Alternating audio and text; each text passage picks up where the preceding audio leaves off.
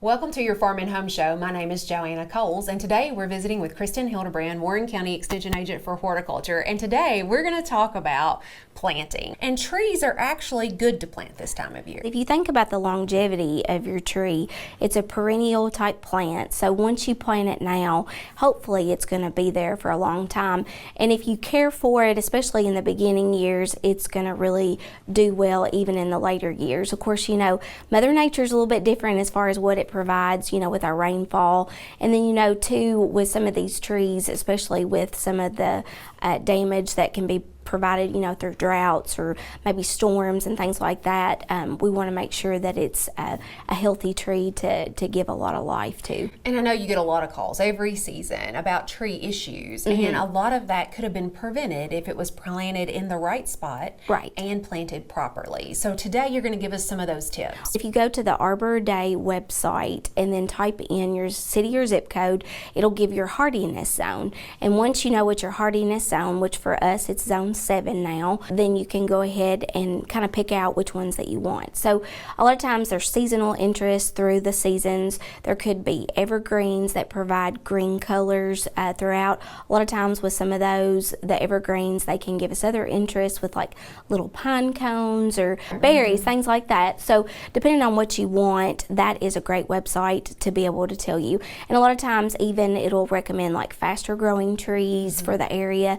A lot of times people are really looking for native trees as well, because they know that for the area they're going to do well because they're already acclimated to the area too. Know the full maturity size of these trees, because if you're looking for something like a shade tree, those will probably get 30, 40, 50 feet in the air. It just really depends on the environment. I want to mention to call 811 before you dig, because anytime that you're working around your yard, there's buried lines for utilities.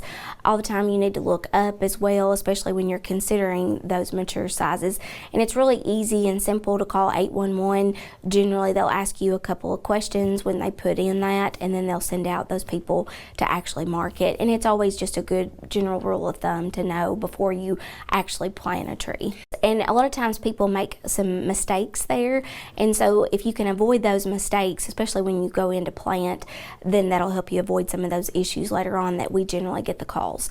So in those areas, again, make sure that you know your utility lines above and also below, and then you can kind of look to what areas that you'd like to have it provided in, either in your side yard, front yard, or backyard. So generally what we recommend, you know, a lot of times trees can come in small whips that are fairly, you know, small, or they can come in container grown trees or even balled and burlapped. All of those are great options. I think containerized are a little bit easier for homeowners to handle. Sometimes with the smaller whips, a lot of times it's easy to miss, especially with the lawnmower. And then the balled and burlapped are really a little bit more expensive. But depending on what fits your budget and what you feel like you can handle with, certainly you have those options.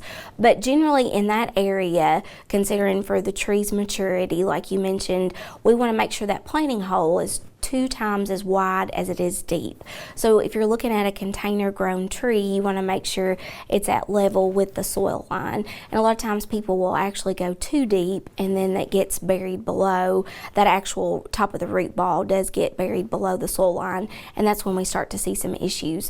So whenever you're digging, make sure that I always like to use it as a reference guide, you know, with my actual tree itself before I completely take it out of the actual container itself. So if you want to do that, and then a lot of times people will use like a hoe or a shovel just so that they can see that it's not buried below the line. I know Jared Weaver came out and did a tree planting for us last year, and he used that as a reference guide. So that's really good an indicator. A lot of times we want you to use the same soil that came from that planting hole. A lot of times people will ask, you know, can I add anything?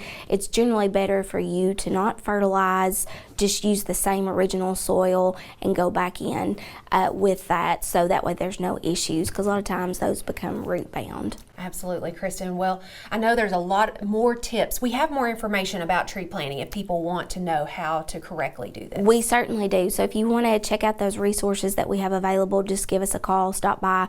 We can get that in your hands. All right. Thanks, Kristin. We appreciate you watching the Farm and Home Show, and have a great day.